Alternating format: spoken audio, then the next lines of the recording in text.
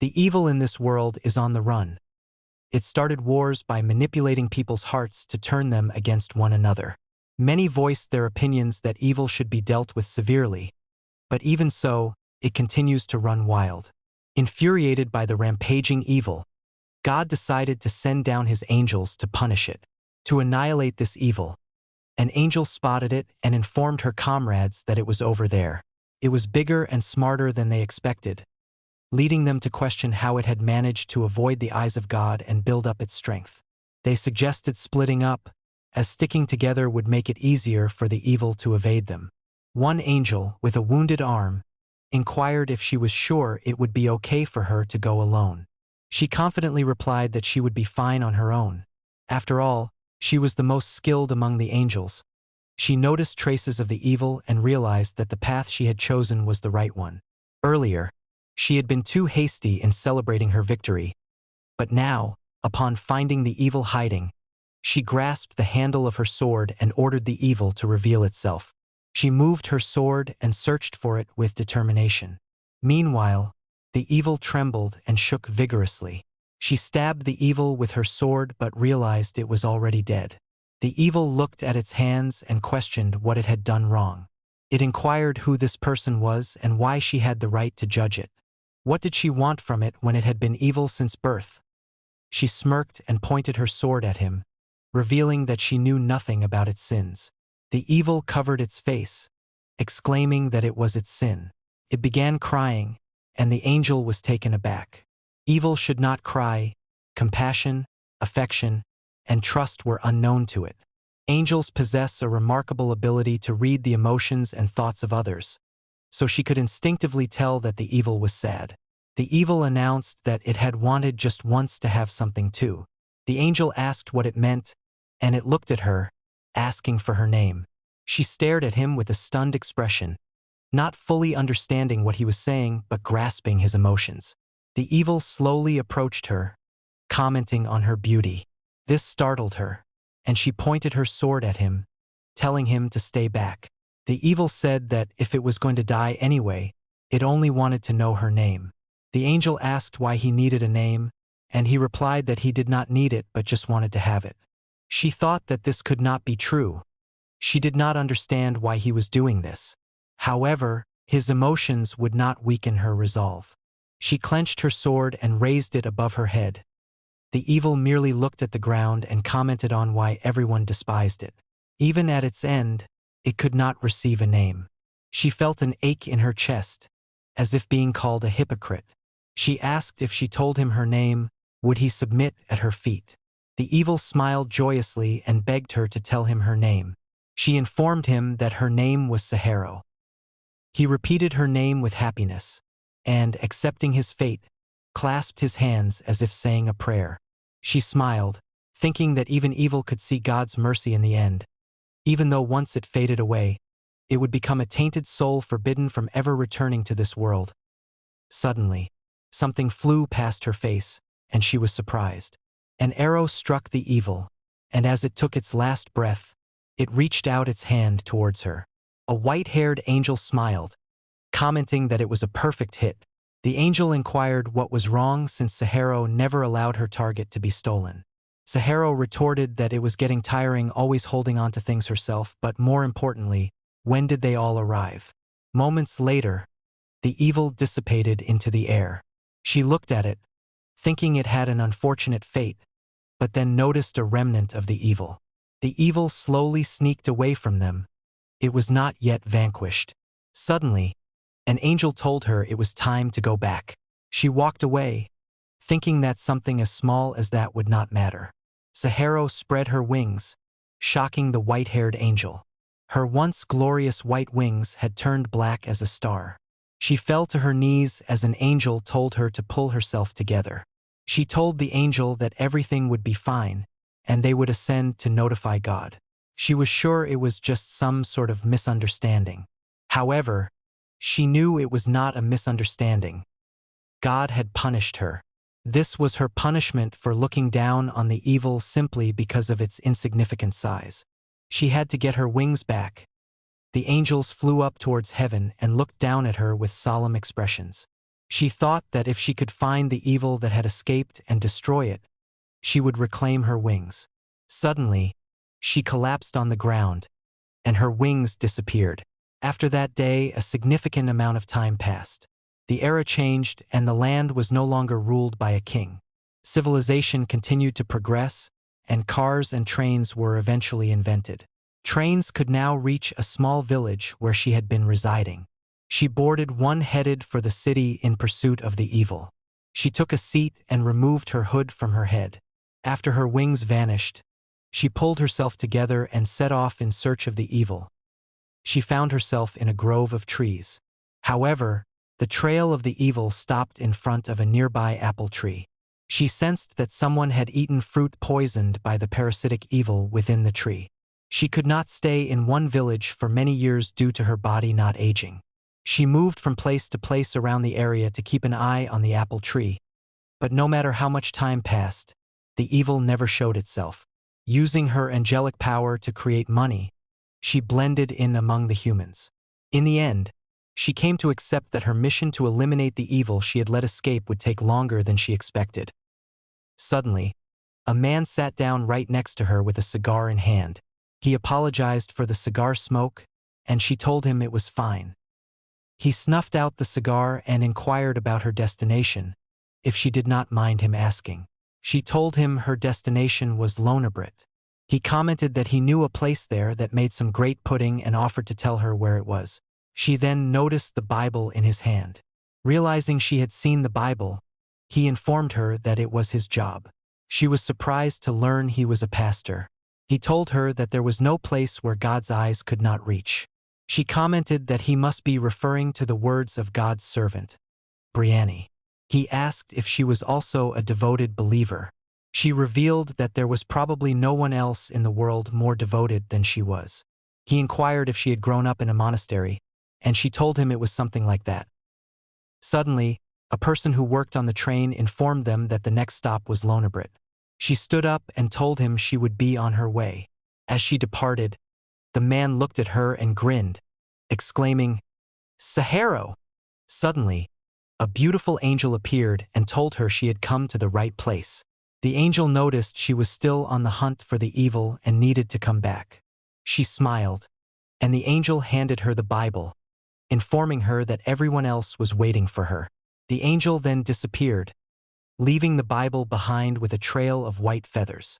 She picked up the Bible and looked at it, reflecting on what was said about no place being beyond God's reach. She opened the book, and an image of a newborn baby appeared. God had found the evil. The evil that had taken her name was born as a human. Later on, she informed a man that she would pay a year's rent in advance. He was flabbergasted, but seeing his expression, she inquired if she was not allowed to.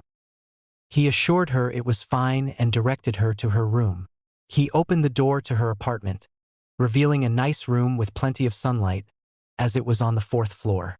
She stood by the window as it rained and took out a cigar, realizing that she would not be able to air out the place now. Suddenly, she noticed a young girl darting through the rain at full speed. Saharo realized that the way she's going led to the slums. Suddenly, light emitted from the Bible. It opened and instructed her to follow the girl. She rushed down the stairs, put on her coat, and emerged just in time to receive her keys from the man. She thanked him and burst through the door, standing in the rain, wondering where the girl had gone. As she searched, she heard strange noises coming from a building. She walked up the stairs and approached a door, hearing someone telling another person to hold on and grab onto something. She slowly approached the door and discovered a woman in labor. Moments later, the baby was born. He was a blonde boy with blue eyes. The girl who helped with the delivery smiled and told Katie that the boy had the same blue eyes as her. However, Katie had lost too much blood and passed away. The girl cried out, "Katie, no!" It was a sad moment as she hugged the baby. However, the baby was oblivious to what was happening and smiled, extending its hand toward the former angel. Saharo did not sense any evil energy from the baby, but given that he was the same figure from the book, he had to be the evil. She walked away, thinking that all she had to do now is keep an eye on it. 5 years later, She stands on her balcony drinking tea, wondering if he won't show up today. Suddenly, a young boy, dressed like a sad clown, hands out posters requesting that people come see the circus. The boy, with his beautiful blue eyes, looks so sad. She has been watching this child, whom she presumes to be the embodiment of evil, grow up over the years. She wonders if he recognizes her. Although she expected the child to be sent to an orphanage, surprisingly, he had a father who owned a circus. However, the circus didn't generate as much money as the father wanted, so he was willing to dress his 5-year-old son as a clown to use him for advertisement. Additionally, this so-called father would even beat his child. She thinks that evil chose the wrong person to be born to. She sits in her chair, exhausted, realizing that she can't keep watching him suffer forever. Inside a book, an image of the young boy appears. The book tells her that the inherent evil must never be awakened. It must live peacefully as a human until its death. Evil cannot be seen by human eyes. Only God and the angels can see it. Because it is rare for evil to be born as a human, God himself taught them how to sense and deal with such creatures. If the child continues to be tortured by his father and work at the circus, the evil within him will surely awaken. To prevent this, it must remain peaceful as a human until its death. In other words, this is how she can eliminate the evil born within that human. After all, angels like herself might be able to get rid of the evil, but they are not allowed to harm humans. Thus, in order to keep the evil from awakening, all she has to do is watch the child until he dies. Once the evil within him is extinguished, she will regain her wings and be allowed to return to heaven. A week later, she approaches the boy and asks where the circus is located. The boy is surprised, and the ball he was juggling falls on his head. She wonders if it's because he's a child and that's why he isn't skilled with things. She picks up the ball and hands it to him. He points in a direction and informs her that if she goes that way, she will see it, and it begins near a tree. She walks away and thanks him as the boy bows gratefully. She thinks to herself that he may be evil, but he is still just a human boy right now. From what she has heard, the circus itself doesn't make any money and is only sustained by what the child and the performers earn. The only reason he isn't opposing his father now is because of his young age, but given the current circumstances, there is no telling when the evil will awaken. She needs a better tactic. Before the evil awakens in that human body, she should get rid of the root of the problem. She approaches a tent and sees a fat man counting a stack of cash. She calls out to him, but his expression is one of anger. He inquires what she wants. She tells him that she's here because of his son. The man asks what organization she works for. She informs him that she doesn't work for anyone. The fat man questions what business she has regarding his son. She hands him a stack of cash. He snatches it from her, inquiring just how much she could possibly have to give. When he looks inside, he sees so much cash that he is flabbergasted. It is clear that she has been making a lot of money. She informs him that this money is for his son's education. He is surprised that this is for his son's education, but what's important to him is who she is. She calmly responds that she is the person who will be sending him more than enough money to cover his son's education every week starting today. He falls to his knees, finding it hard to believe that she will actually do this out of the kindness of her heart. However, there is a catch. He must not beat his son anymore from this day forward. He wonders who this woman could be, as there shouldn't be anyone who knows he beats his own son. But if he asks how she knows, she might just walk away, so it's best he stays silent if he wants the money. The second promise is for him to close down the circus. She tells him to try to find a job that a regular father would do. She realizes that she should have done this earlier. However, this is her way of allowing the child to gain affection towards him because he is his only family. He looks at her nervously, informing her that closing down the circus will require some time. She coldly tells him that he has 1 week. She is not that cruel a person to sell it off, but for the third promise, the child must never find out that she is the one providing the money. He smiles and agrees. She walks away, pondering if this is enough. However, she suddenly notices the child staring at her from behind a tree. She wonders if he followed her, but she doesn't believe he heard their conversation. She asks the child if he wants something from her, but he hides behind the tree. She takes this opportunity to pat him on the head, thinking that he is cute, as she walks away. She may have blended in with humans, but she still doesn't understand the value of money very well. After all, she could keep making as much as she wanted. Even so, she still considered it valuable enough to change a person. Suddenly, she tosses a coin onto the ground. She stares at it menacingly as red glue oozes from the coin. She realizes that she was foolish. Marcus Unbray, the father of the evil, did not look for a regular job, breaking their second promise. She grits her teeth, wondering where he is going at this hour when his child is alone at home. Unsurprisingly, he enters a bar. She decides to follow him. A bartender comments that he has seen him around a lot and inquires if he has gotten more money. He admits, ashamed, that he wants a drink to start a poker game. He is sure he'll hit big this time, even though he always loses. But he believes it's okay since he'll be getting more money soon. She becomes serious, realizing that he has gambled away all the money she gave him. The bartender inquires about his son being home alone. He laughs, stating that children are supposed to mature on their own, but it's fine since the child knows how to take care of himself. She finally realizes that she was wrong to give him money every week. She should have given it to him only after he kept his promises. She decides to check on the child before heading home. When she arrives at the location, she wonders what is happening as she sees the boy eating a moldy piece of bread. She punches the wall, cracking it. She was such a fool. She wonders if there is anybody else she could trust with the child. Suddenly, the lady from before comes to mind. After some investigation, she learns that her name is Susanna. She appears to be a kind person and is a friend of the child's, so she will take good care of him. She decides to head home and talk with Marcus on the weekend. Then she will arrange for the child to be raised by Susanna. But a few days later, an incident occurs without any fanfare. Marcus Unbray, the father of the evil, was discovered dead in an alleyway with a stomach wound.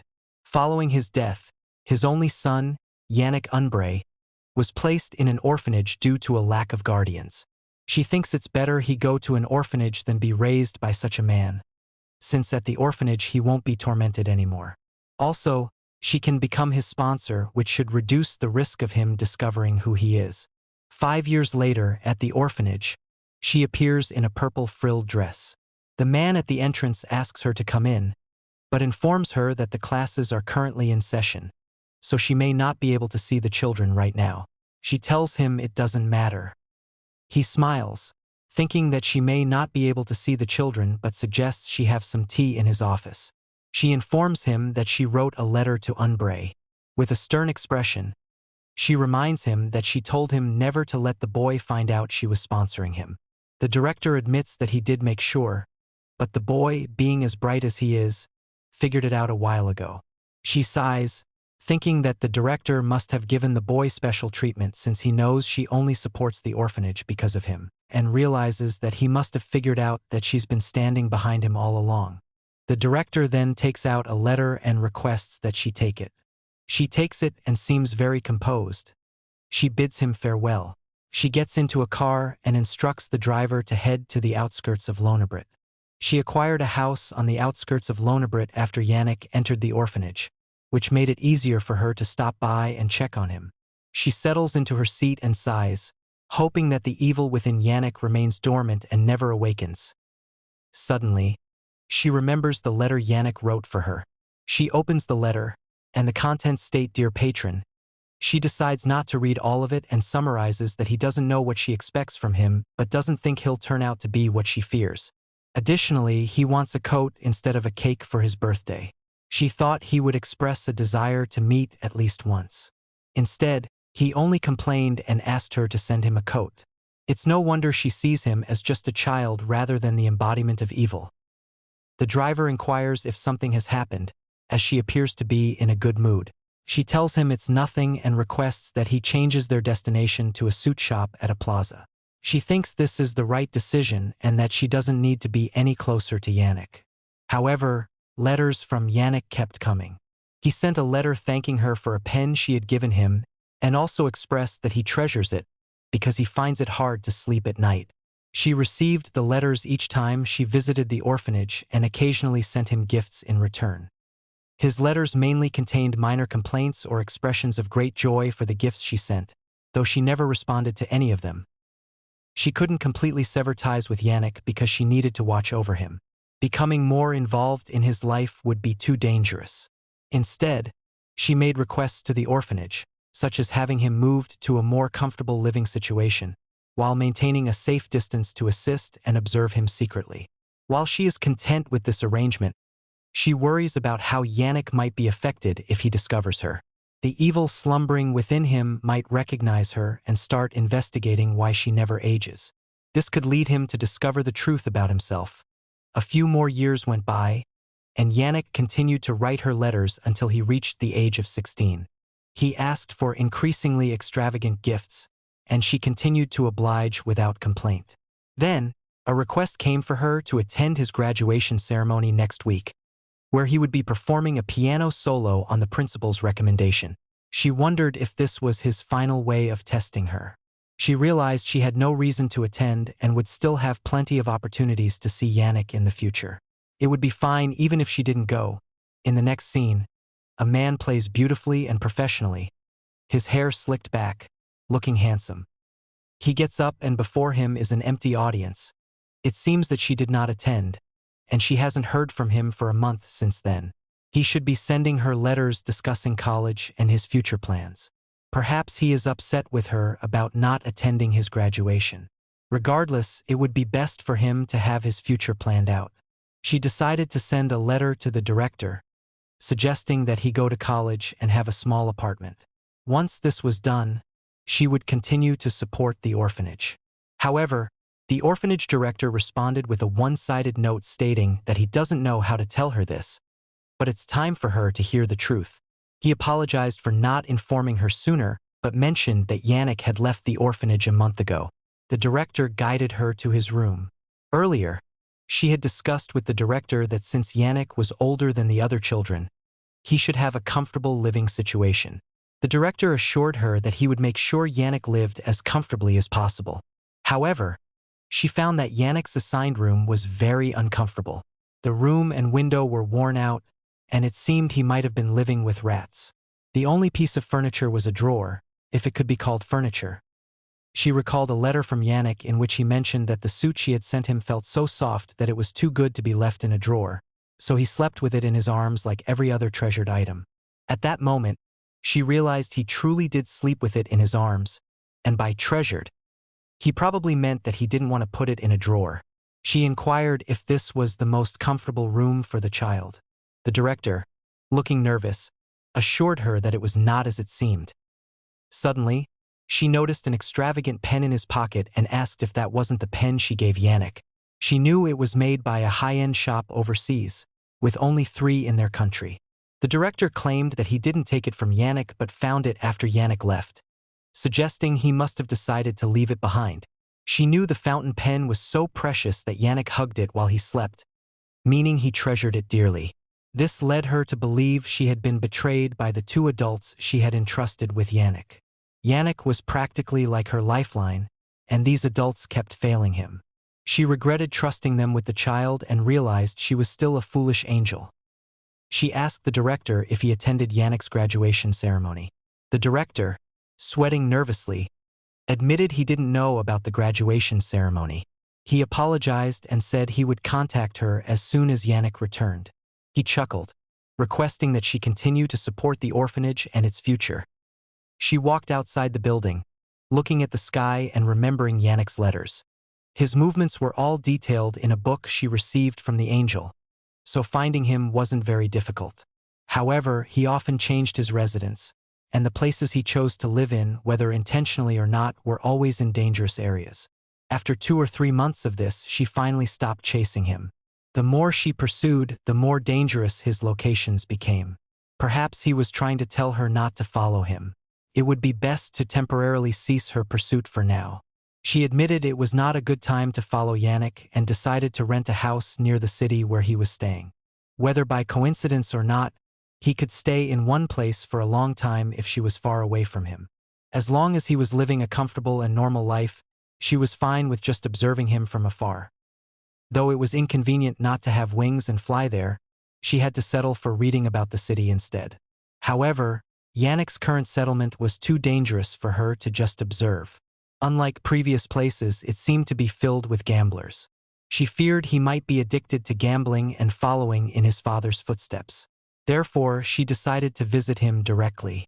Fortunately, her concern led her to a seafood restaurant.